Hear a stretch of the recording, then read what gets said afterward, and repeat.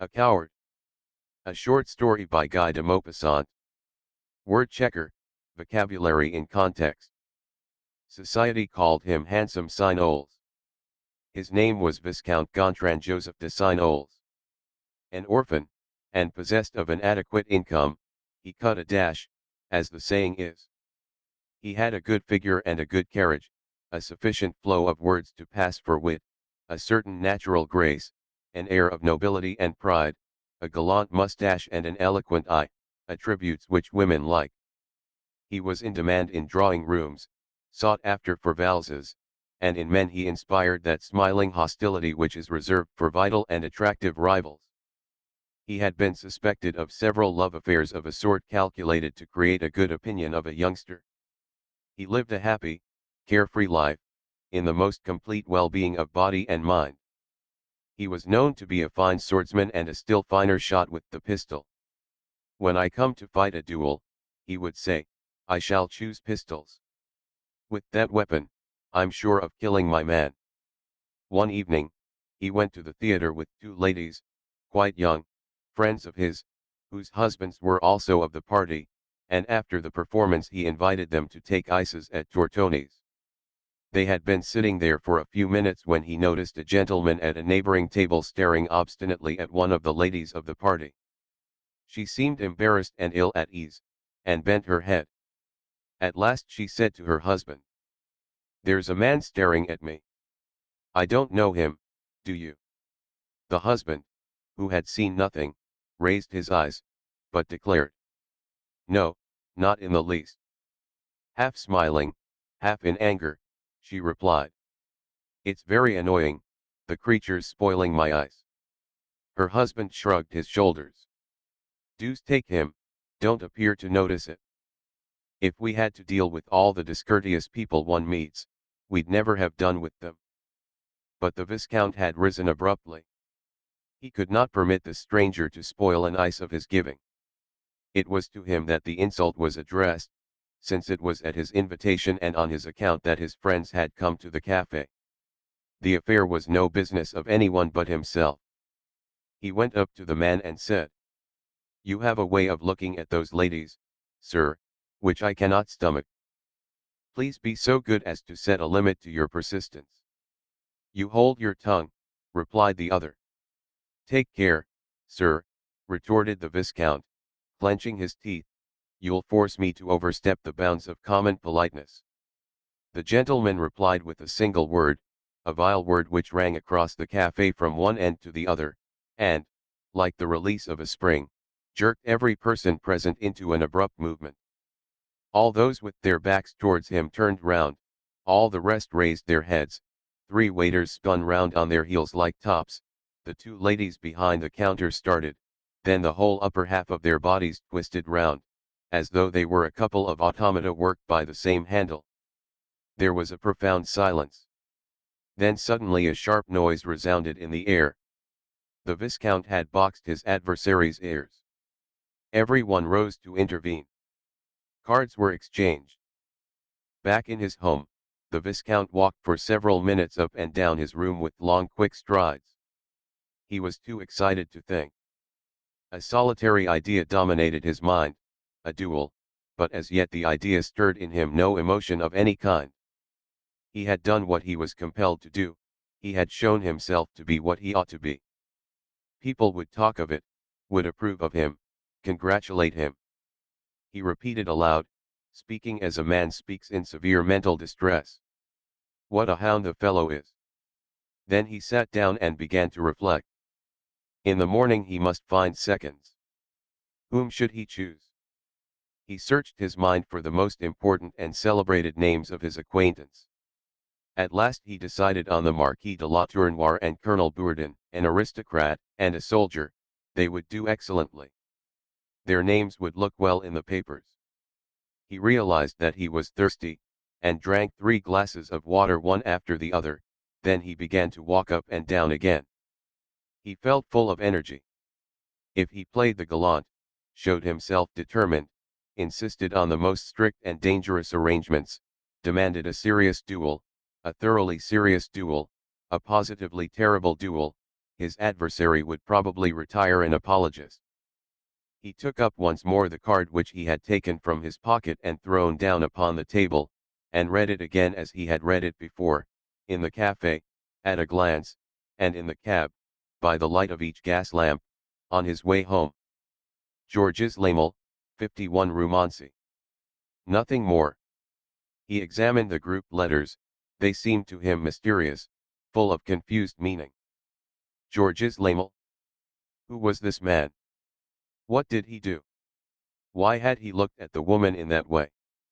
Was it not revolting that a stranger, an unknown man, could thus disturb a man's life, without warning, just because he chose to fix his insolent eyes upon a woman?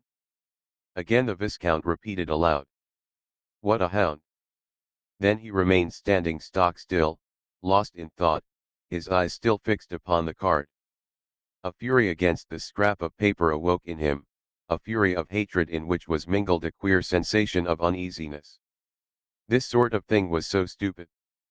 He took up an open knife which lay close at hand and thrust it through the middle of the printed name, as though he had stabbed a man. So he must fight. Should he choose swords or pistols, for he regarded himself as the insulted party. With swords there would be less risk, but with pistols there was a chance that his adversary might withdraw. It is very rare that a duel with swords is fatal, for mutual prudence is apt to restrain combatants from engaging at sufficiently close quarters for a point to penetrate deeply. With pistols he ran a grave risk of death, but he might also extricate himself from the affair with all the honors of the situation and without actually coming to a meeting. I must be firm, he said. He will take fright. The sound of his voice set him trembling, and he looked round. He felt very nervous. He drank another glass of water, then began to undress for bed. As soon as he was in bed, he blew out the light and closed his eyes. I've the whole of tomorrow, he thought, in which to set my affairs in order. I'd better sleep now, so that I shall be quite calm. He was very warm in the blankets, but he could not manage to compose himself to sleep. He turned this way and that, lay for 5 minutes upon his back, turned onto his left side, then rolled over onto his right. He was still thirsty. He got up to get a drink. A feeling of uneasiness crept over him. Is it possible that I'm afraid? Why did his heart beat madly at each familiar sound in his room? When the clock was about to strike, the faint squeak of the rising spring made him start, so shaken he was that for several seconds afterwards he had to open his mouth to get his breath. He began to reason with himself on the possibility of his being afraid. Shall I be afraid? No, of course he would not be afraid, since he was resolved to see the matter through, and had duly made up his mind to fight and not to tremble. But he felt so profoundly distressed that he wondered. Can a man be afraid in spite of himself? He was attacked by this doubt, this uneasiness, this terror. Suppose a force more powerful than himself, masterful, irresistible, overcame him, what would happen? Yes, what might not happen? Assuredly he would go to the place of the meeting, since he was quite ready to go. But supposing he trembled? Supposing he fainted? He thought of the scene, of his reputation, his good name. There came upon him a strange need to get up and look at himself in the mirror. He relit his candle. When he saw his face reflected in the polished glass, he scarcely recognized it. It seemed to him as though he had never yet seen himself. His eyes looked to him enormous, and he was pale. Yes, without doubt he was pale, very pale. He remained standing in front of the mirror. He put out his tongue, as though to ascertain the state of his health, and abruptly the thought struck him like a bullet. The day after tomorrow, at this very hour, I may be dead. His heart began again its furious beating. The day after tomorrow, at this very hour, I may be dead. This person facing me, this me I see in the mirror, will be no more. Why, here I am, I look at myself, I feel myself alive, and in 24 hours I shall be lying in that bed, dead, my eyes closed, cold, inanimate, vanished. He turned back towards the bed, and distinctly saw himself lying on his back in the very sheets he had just left. He had the hollow face of a corpse, his hands had the slackness of hands that will never make another movement. At that he was afraid of his bed, and, to get rid of the sight of it, went into the smoking room. Mechanically he picked up a cigar, lit it, and began to walk up and down again. He was cold, he went to the bell to wake his valet, but he stopped, even as he raised his hand to the rope. He will see that I am afraid. He did not ring, he lit the fire. His hands shook a little, with a nervous tremor, whenever they touched anything. His brain whirled, his troubled thoughts became elusive, transitory, and gloomy, his mind suffered all the effects of intoxication, as though he were actually drunk. Over and over again he thought, "What shall I do? What is to become of me?" His whole body trembled, seized with a jerky shuddering, he got up and, going to the window, drew back the curtains. Dawn was at hand, a summer dawn. The rosy sky touched the town, its roofs and walls, with its own hue. A broad descending ray, like the caress of the rising sun, enveloped the awakened world, and with the light, hope, a gay, swift, fierce hope filled the Viscount's heart. Was he mad, that he had allowed himself to be struck down by fear, before anything was settled, even, before his seconds had seen those of this Georges Lamel, before he knew whether he was going to fight? He washed, dressed, and walked out with a firm step. He repeated to himself, as he walked, "I must be energetic, very energetic. I must prove that I am not afraid." His seconds, the Marquis, and the Colonel, placed themselves at his disposal, and after hearty handshakes discussed the conditions. "You are anxious for a serious duel?" asked the Colonel. "Yes, a very serious one," replied the Viscount. "You still insist on pistols?" said the Marquis. "Yes. You will leave us free to arrange the rest." In a dry, jerky voice the Viscount stated. 20 paces, at the signal, raising the arm, and not lowering it. Exchange of shots till one is seriously wounded. "They are excellent conditions," declared the Colonel in a tone of satisfaction.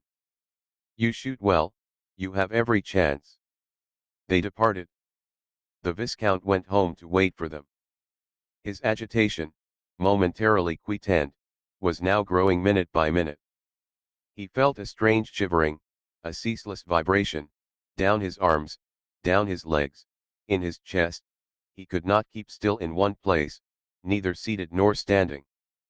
There was not the least moistening of saliva in his mouth, and at every instant he made a violent movement of his tongue, as though to prevent it sticking to his palate. He was eager to have breakfast, but could not eat.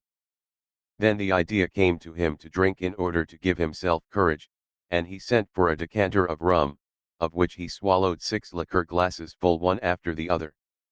A burning warmth flooded through his body, followed immediately by a sudden dizziness of the mind and spirit. "Now I know what to do," he thought. "Now it is all right." But by the end of an hour he had emptied the decanter, and his state of agitation had once more become intolerable. He was conscious of a wild need to roll on the ground, to scream, to bite. Night was falling. The ringing of a bell gave him such a shock that he had not strength to rise and welcome his seconds. He did not even dare to speak to them, to say good evening to them, to utter a single word, for fear they guessed the whole thing by the alteration in his voice. "Everything is arranged in accordance with the conditions you fixed," observed the Colonel. "At first your adversary claimed the privileges of the insulted party, but he yielded almost at once, and has accepted everything. His seconds are 2 military men." "Thank you," said the Viscount. "Pardon us," interposed the Marquis, "if we merely come in and leave again immediately, but we have 1,000 things to see to. We must have a good doctor, since the combat is not to end until a serious wound is inflicted, and you know that pistol bullets are no laughing matter. We must appoint the ground, near a house to which we may carry the wounded man if necessary, etc. In fact, we shall be occupied for 2 or 3 hours arranging all that there is to arrange. Thank you, said the Viscount a second time. You are all right? Asked the colonel. You are calm? Yes, quite calm, thank you. The two men retired. When he realized that he was once more alone, he thought that he was going mad. His servant had lit the lamps, and he sat down at the table to write letters. After tracing, at the head of a sheet, "This is my will," he rose shivering and walked away, feeling incapable of connecting two ideas, of taking a resolution, of making any decision whatever. So he was going to fight? He could no longer avoid it. Then what was the matter with him? He wished to fight, he had absolutely decided upon this plan of action and taken his resolve, and he now felt clearly, in spite of every effort of mind and forcing of will, that he could not retain even the strength necessary to get him to the place of meeting. He tried to picture the duel, his own attitude and the bearing of his adversary. From time to time his teeth chattered in his mouth with a slight clicking noise. He tried to read, and took down Chateauvillard's Code of Dueling. Then he wondered. Does my adversary go to shooting galleries? Is he well known? Is he classified anywhere? How can I find out? He bethought himself of Baron Vaux's book on marksmen with the pistol, and ran through it from end to end. Georges Lamel was not mentioned in it. Yet if the man were not a good shot, he would surely not have promptly agreed to that dangerous weapon and those fatal conditions. He opened, in passing, a case by Gaston Renet standing on a small table, and took out one of the pistols, then placed himself as though to shoot and raised his arm. But he was trembling from head to foot and the barrel moved in every direction. At that, he said to himself, "It's impossible. I cannot fight in this state." He looked at the end of the barrel, at the little, black, deep hole that spits death. He thought of the disgrace, of the whispers at the club, of the laughter in drawing rooms, of the contempt of women, of the allusions in the papers, of the insults which cowards would fling at him. He was still looking at the weapon, and, raising the hammer, caught a glimpse of a cap gleaming beneath it like a tiny red flame.